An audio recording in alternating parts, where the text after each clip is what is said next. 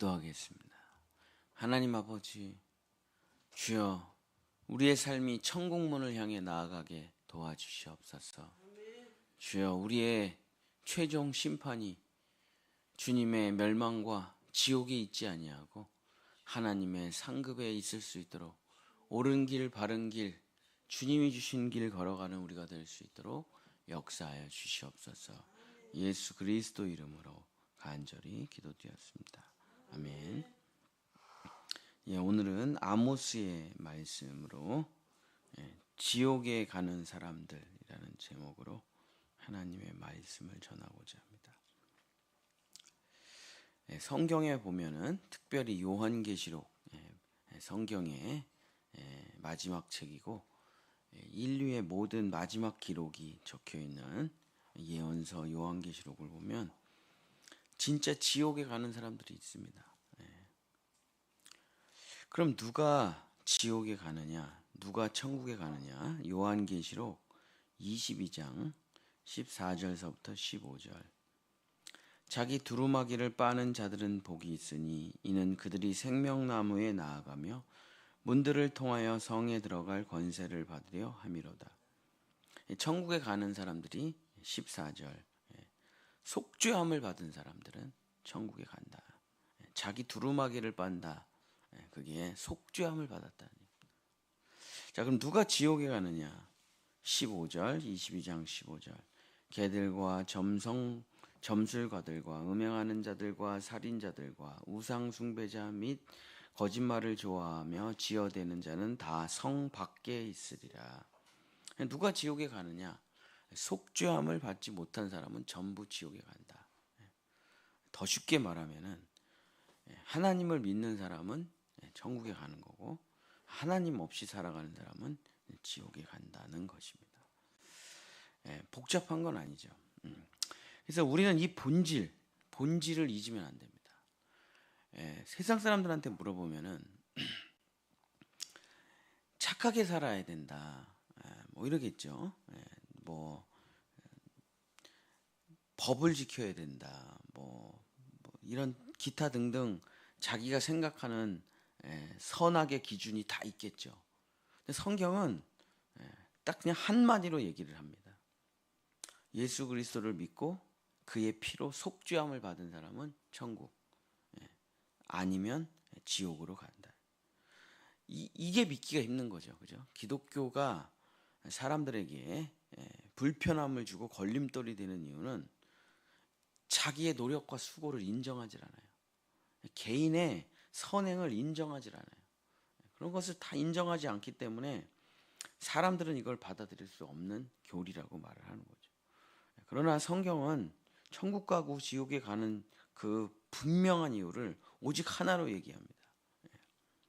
하나님을 믿는 사람과 믿지 않는 사람. 딱 이렇게만 나누는 거죠.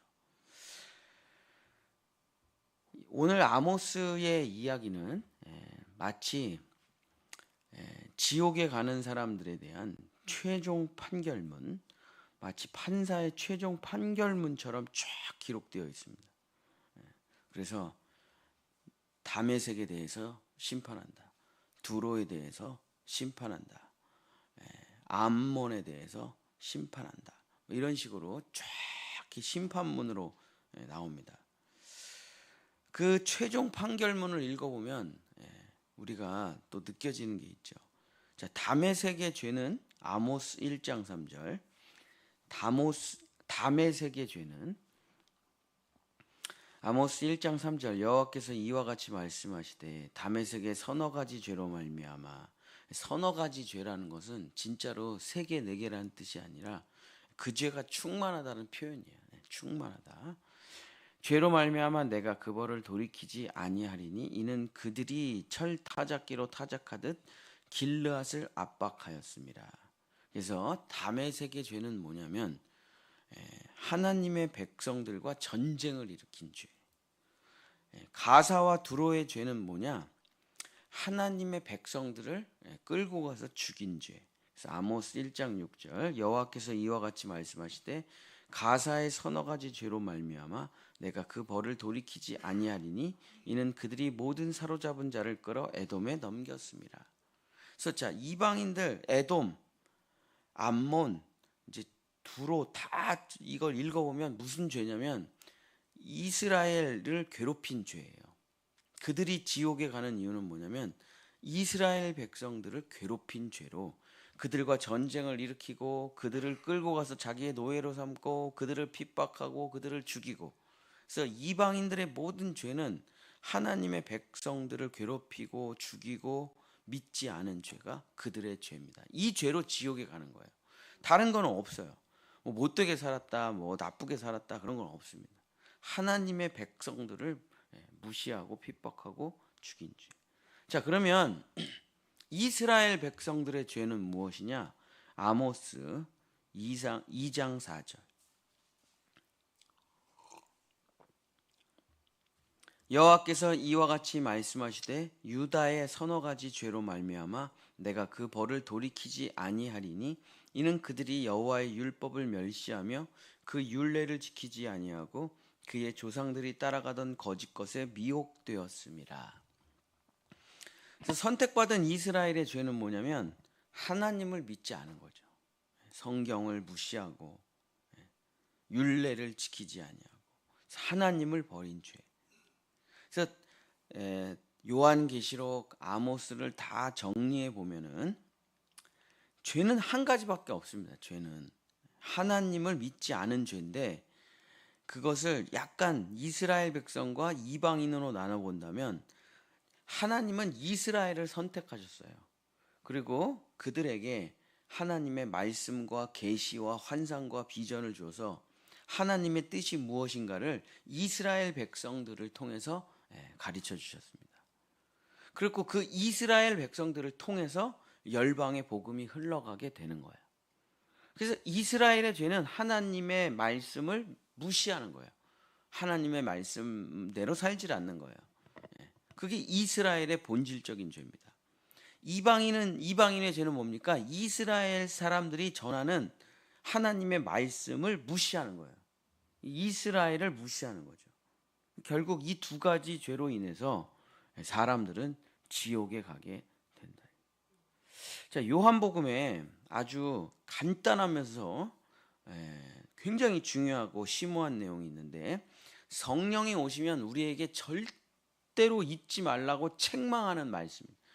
우리가 이걸 잊고 산다는 거예요. 그래서 성령이 우리를 책망하고 혼내신다.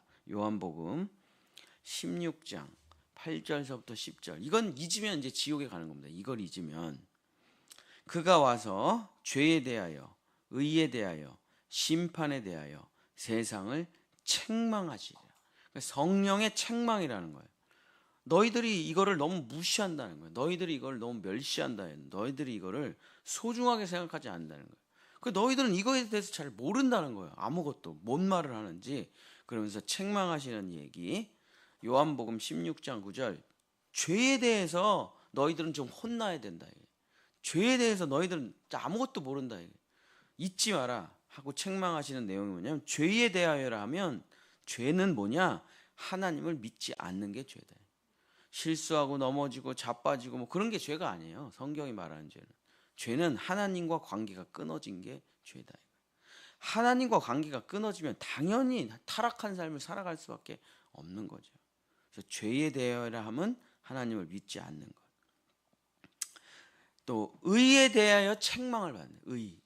사람들이 막 자기 의 이게 의야 막 그러면서 의에 대해서 잘 모른다. 그래서 의라는 건 뭐냐?